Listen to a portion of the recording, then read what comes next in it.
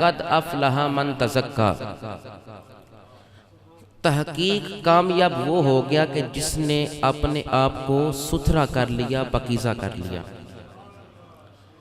अब यहाँ पर तज़क्का का मफ़हूम वाज़े करना चाहता हूँ।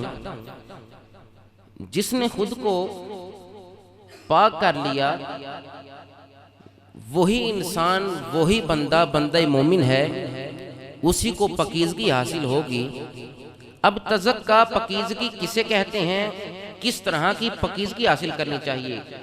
क़द अफ़लह मन तज़क्का, कामयाब वो है जो बंदा मोमिन है, कामयाब वो है, कुरान कहता है, वो है जिसने नमाज पढ़ी, कामयाब वो है जिसने खुशबू खुजूर रखा। सारे कामयाबी के राज हैं, मगर फरमाया सबसे पहले कद अफ़लह मन तज़क्का, नमाज पढ़ने से पहले भी तुम्हें पकीज़गी हासिल करना ज़रूरी होगी। अब तज़क्का का मफ़हूम पहला ये है कि नमाज पढ़ने से पहले पकीज़गी को खूब हासिल कर लेना, खूब सुथरा हो जाना।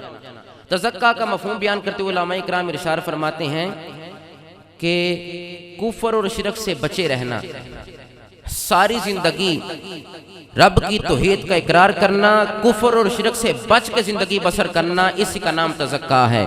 और मुफ्ती अहमद यार खान नईमी आप फरमाते हैं, तज़क्का का मफ़हूम बयान करते हैं, आप फरमाते हैं कि तज़क्का का मफ़हूम ये है कि बंदा बुरे अकीदे से बचे, बुरे ख्यालात से बचे और गैर के तसव्वुर से बचता रहे। तज़क्का का मफ़हूम गोया ये निकला, अपने नफ्स को भी पकीज़ा रखना, अपनी जिंदगी को भी पकीज़ा रखना, अपने वहमो गुमान को भी पाक रखना। रब फरमाता है जो वहमो गुमान पाक रखेंगे, अपने वजूद को पाक रखेंगे, अपने लिबास को पाक रखेंगे, कद अफ़लह, वही लोग फलाह पा जाएंगे। अब कामयाबी का हासूल यहाँ पर बताया जा रहा है कि कामयाबी किस तरह हासिल हो सकती है। हर शख्स कहता है मैं कामयाबी हासिल करना चाहता हूँ।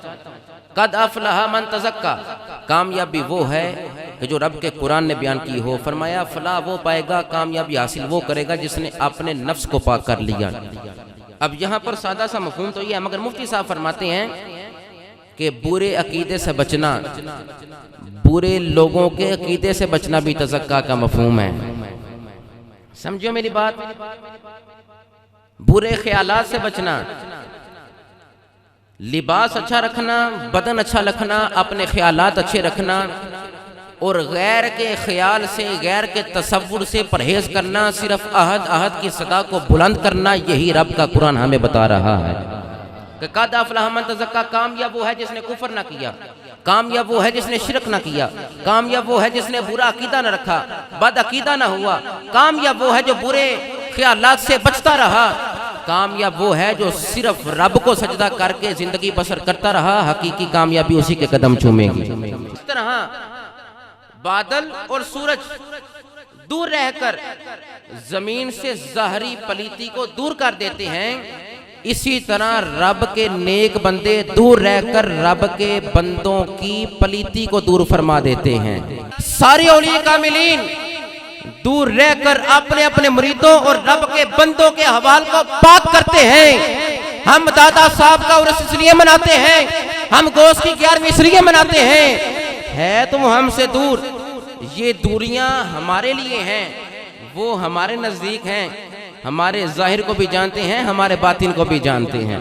मुफ्ती साहब एक मिसाल देकर समझाना ये चाहते हैं कि वली अल्लाह दूर नहीं होते, ये दूरियां हम कहते हैं दूरियां हैं, वो तो दूर रहकर भी तुम्हारे नजदीक हैं, तुम्हारे जाहिर पर भी नजर रखे हुए हैं और तुम्हारे बातिन पर भी नजर रखे हुए हैं। अब ये है नेक बंदों की सिफात कि दूर रहकर अल्लाह के बंदों के दिल को पकीज़ा करते हैं। रब फरमाता है कद अफ़लह मन तज़क्का, फलाह वो पाएगा जिसने नफ्स को पकीज़ा किया। लिहाजा पकीज़गी वली अल्लाह के दामन से जुड़ने ही से मिलती है। लिहाजा वलियों से दूर रहकर क्या होगा, मन आदाली वलियन फ़क़द अज़नतुहु बिल हर्ब। रब्बुल आलमीन इरशाद हदीस कुर्सी है, जो मेरे वलियों का दुश्मन होगा मेरा उससे ऐलान जंग है। अब बताओ जो वलियों का दुश्मन हो उससे ऐलान जंग है, तो जो नबी के मुतल्लिक कहे कि मर के मिट्टी में मिल गए, जो हजूर के मुतल्लिक ये ख्याल रखे कि सरकार के वालिदैन नकले कुफर कुफर नबाशत काफिर थे, रब उसे जहन्नम में दाखिल करेगा। रब का बरगुज़ीदा नेक बंदा, रब फरमाता है उससे दुश्मनी करोगे तो मेरा तुमसे ऐलाने जंग है। तो जो रब के वलियों का नहीं बल्कि नबियों का दुश्मन हो, उसका ठिकाना फिर कोई और नहीं, उसका ठिकाना सिर्फ और सिर्फ जहन्नम है। लिहाजा अवेयरनेस ये देना चाहता हूँ, कद अफलह मन तज़क्का, कामयाब वो है जिसने नफ्स को पाक किया। कुफ्र और शिरक से अगर बचना है तो दाता साहब का दामन थामना होगा।